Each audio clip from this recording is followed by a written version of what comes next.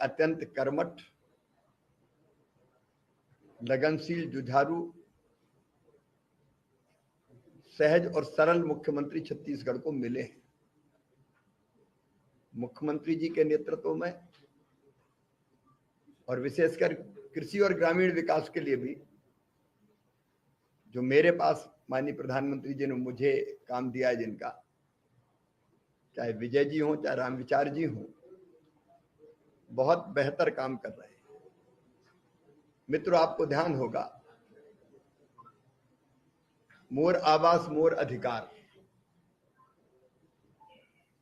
एक आंदोलन चला था जब पिछली सरकार थी, और वो आंदोलन इसलिए चला था कि पुरानी सरकार के मुखिया ने अपने पंचायत और ग्रामीण विकास मंत्री के कहने के बावजूद भी प्रधानमंत्री आवास के लिए धनराशि आवंटित नहीं की, जो राज्य का अंश होता है। हमारे प्रधानमंत्री श्रीमान नरेंद्र मोदी जी छत्तीसगढ़ के गरीब भाइयों और बहनों के लिए प्रधानमंत्री आवास योजना के मकान भेजते रहे, उसके लिए राशि भेजते रहे, लेकिन राज्य सरकार ने वो राशि खर्च ही नहीं की, अपना अंश ही नहीं दिया। और इसका परिणाम यह हुआ कि लाखों पात्र हितग्राही जिनको प्रधानमंत्री आवास योजना का लाभ वर्षों पहले मिल जाना चाहिए था, वो उस लाभ से वंचित रह गए। और गरीब को घर ना देना सचमुच में एक पाप था। उस समय संघर्ष किया भारतीय जनता पार्टी ने और एक वचन दिया था कि हमारी सरकार अगर बनती है तो हम सारे पात्र हितग्राहियों को हमारी डबल इंजन की सरकार आवास देने का काम करेगी। आज मेरे मन में संतोष है, प्रधानमंत्री जी के नेतृत्व में छत्तीसगढ़ की जनता से किया हुआ ये वचन हमने निभाया, हमारी सरकार ने निभाया। और जब पहली बार सरकार बनने के बाद आवास आवंटित कर, तीसरी बार सरकार बनने के बाद जब पहली बार आवास आवंटित करने का मौका आया तो हमने 8,47,000 मकान छत्तीसगढ़ को आवंटित किए प्रधानमंत्री आवास योजना के। फिर माननीय मुख्यमंत्री जी पधारे थे, उप मुख्यमंत्री जी आए थे, ग्रामीण विकास पंचायत वो देख रहे हैं। तब उन्होंने कहा कि नहीं, और मकान छत्तीसगढ़ को चाहिए क्योंकि जो वादा किया वो निभाना है। तो हमने फिर 3,03,000 मकान और दुर्ग में एक कार्यक्रम में आके छत्तीसगढ़ को दिए। और आज मुझे कहते हुए खुशी है, 2018 की आवास प्लस की सूची में अब केवल 3,07,67 पात्र हितग्राही बचे जिनको अब तक मकान नहीं मिला था। आज अंबिकापुर के कार्यक्रम में मुख्यमंत्री जी को मैं पत्र सौंपूंगा, बचे हुए मकान की स्वीकृति का पत्र भारत सरकार की ओर से। और इसके बाद कोई भी पात्र हितग्राही शेष नहीं बचेगा 2018 की सूची के अनुसार। तो अपने आप में आज का दिन ऐतिहासिक है। जो कहा सो किया, मोदी है तो मुमकिन है, क्योंकि हम जो कहते हैं वो करते हैं। और मैं छत्तीसगढ़ सरकार की प्रशंसा इसलिए करूंगा, मुख्यमंत्री जी आपको मैं धन्यवाद दूंगा। विजय जी, आप लोगों ने जो काम किया, जो मकान दिए, तेजी से बनाने का आप काम कर रहे हैं। राज्य का जो अंश मिलाना चाहिए तत्काल आप देते हैं और मकान तेजी से पूरे हो रहे हैं। इतना ही नहीं, पीएम जनमन के अंतर्गत 32,000 मकान इसके अलावा और छत्तीसगढ़ को आवंटित किए। और हमारा कमिटमेंट है, जो अत्यंत पिछड़ी जनजाति है 5, और भी अगर कोई हितग्राही रह गया होगा तो आज मैंने आदरणीय मुख्यमंत्री जी और उप मुख्यमंत्री जी को कहा है, वो इस विभाग को देख रहे हैं कि भारत सरकार के पास छत्तीसगढ़ के लिए पैसे की कोई कमी नहीं।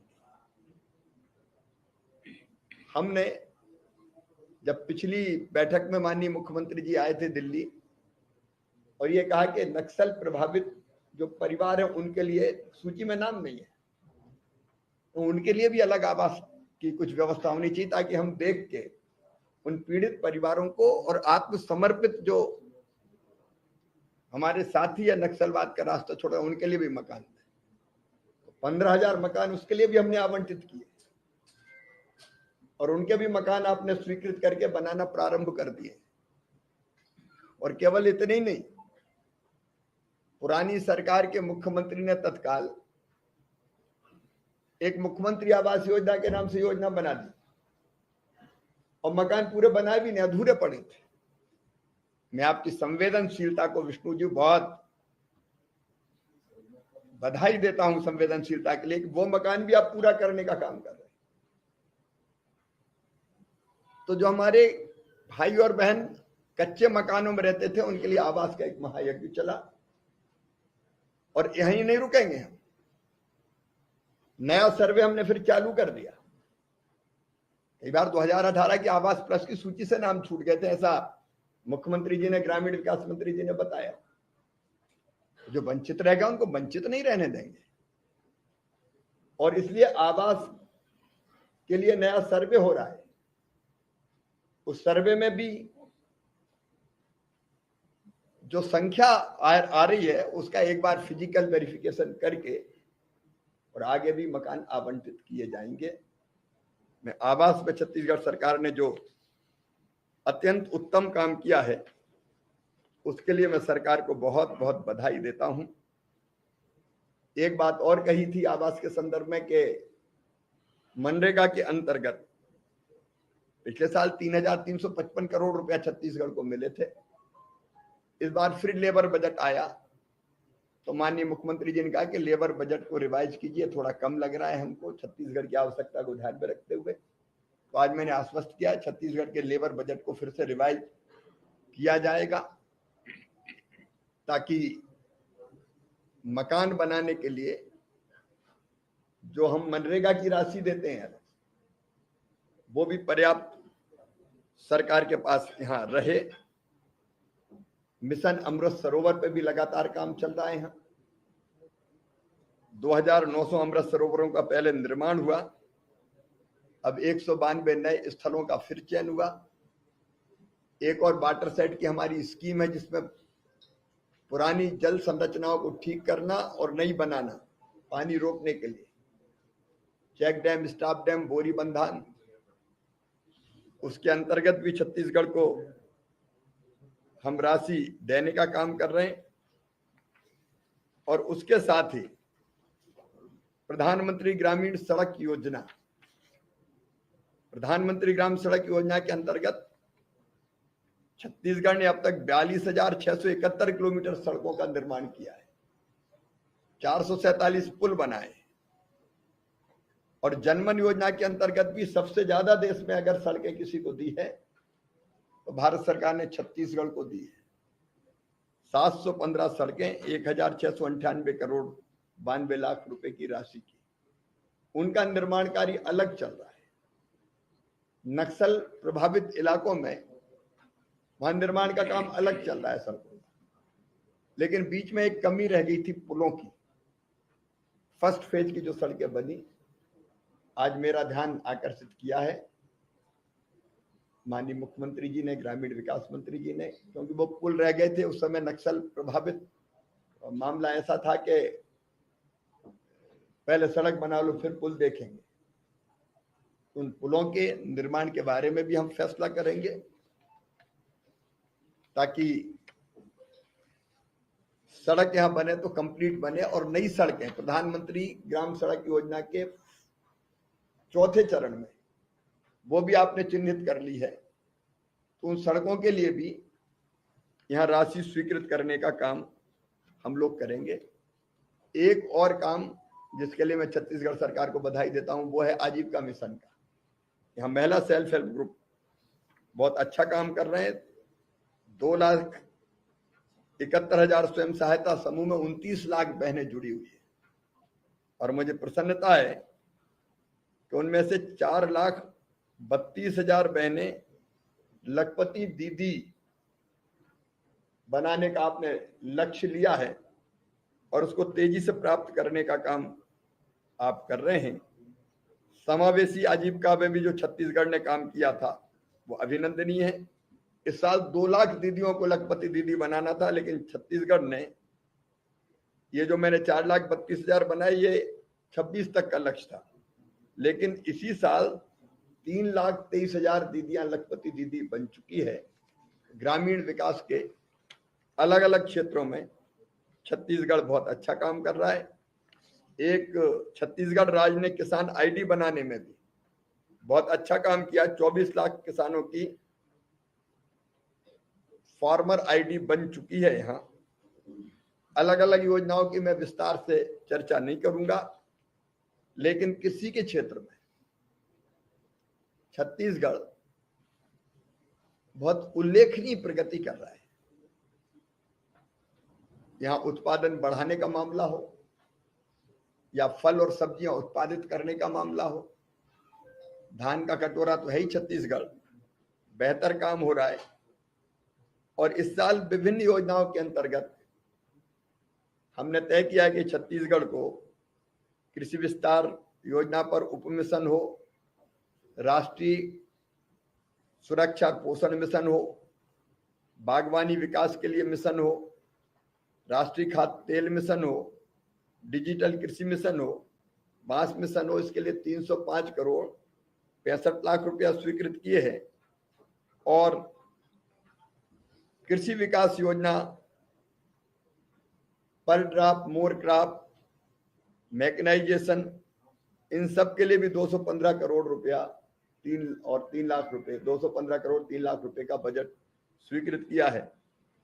तो 515 करोड़ रुपए से ज्यादा अभी राशि स्वीकृत की है। ये राशि खर्च करेंगे तो और भी आगे भारत सरकार कोई कसर नहीं छोड़ेगी छत्तीसगढ़ के कृषि के विकास के लिए भी। 2 चीजें केवल कृषि के संदर्भ में और करूंगा। एक, छत्तीसगढ़ कृषि के क्षेत्र में तेजी से प्रगति कर रहा है और पूरे देश में कृषि विभाग के पास आप देखेंगे तो 16,000 वैज्ञानिक, लेकिन अभी तक वैज्ञानिक हमारे लैब में काम करते थे, रिसर्च करते थे, और वो लैब का रिसर्च लैंड तक मतलब किसान तक नहीं पहुंचता था। इस बार हमने तय किया है 29 मई से वैज्ञानिकों की हम टीम बना रहे, 4-4 वैज्ञानिकों की एक टीम, और ये एक टीम एक जिले में भ्रमण करेगी। एक दिन में 2 कार्यक्रम करेगी, एक सवेरे एक शाम को, बीच में दोपहर के समय भी जहां वो रुकेंगे वहां भी एक तीसरा छोटा कार्यक्रम हो सकता है। और ये क्या करेंगे, ये जहां रुकेंगे वहां के आसपास के किसान 15-20 गांव के आएंगे, उनको हम आमंत्रित करेंगे। ये वहां का एग्रो क्लाइमेटिक कंडीशंस क्या है, वहां की माटी में कौन कौन से पोषक तत्व हैं, किन किन चीजों की कमी है, यहाँ की जलवायु के अनुकूल कौन सी फसलें और बेहतर हो सकती है, फसलों की कौन सी वैरायटीज धरती के लिए उपयुक्त है, कितना खाद डालना चाहिए, यहाँ की मिट्टी के तत्वों को देखते हुए कौन सा खाद डालना चाहिए, यहाँ बीमारियों का प्रकोप क्या क्या हो सकता है तो उससे निपटने के लिए क्या करना चाहिए। जितने भी पहलू होते हैं खेती के, उस पर किसानों के साथ संवाद करेंगे। किसान भी अपनी तरफ से सवाल पूछेंगे और उनका वो जवाब देंगे। तो ये वैज्ञानिक और किसान का मिलन है। लैब को हम लैंड से जोड़ने का काम कर रहे हैं और छत्तीसगढ़ ने तय किया कि इस कार्यक्रम को वो पूरी गंभीरता से करेंगे ताकि नए वैज्ञानिक अनुसंधान सीधे किसान के पास पहुंच सके। इसका हम प्रयत्न करेंगे। छत्तीसगढ़ की विशेष परिस्थितियों को देखते हुए आज मुख्यमंत्री जी के साथ हमने ये भी तय किया है कि केवल खेती नहीं, आय अगर बढ़ाना है तो खेती, खेती के साथ पशुपालन, खेती में भी फूलों की खेती, फलों की खेती, सब्जियों की खेती, औषधि खेती, कृषि वानिकी, अलग अलग जितनी पहलू है सब जोड़ के एक एकीकृत खेती का मॉडल जो लाभ दे किसान को। खेती के साथ और एक्टिविटीज क्या होगी एलाइड सेक्टर की, उसको भी जोड़ने के लिए छत्तीसगढ़ सरकार एक मंथन करेगी कि क्या क्या यहाँ होना चाहिए। और फिर हम कृषि विभाग में बाकी विभाग के साथियों के साथ भी बैठ के छत्तीसगढ़ की एक और योजना जहां तक अभी आगे बढ़े वहां से और आगे कैसे छलांग लगाए, उसके लिए बनाने का प्रयास करेंगे। मित्रों, कुल मिला के मन में एक ही तड़फ है कि हमारे छत्तीसगढ़ के किसान और आगे बढ़ें। प्रधानमंत्री जी के नेतृत्व में विकसित भारत के निर्माण का महायज्ञ चल रहा है और विकसित भारत के निर्माण के लिए विकसित छत्तीसगढ़ और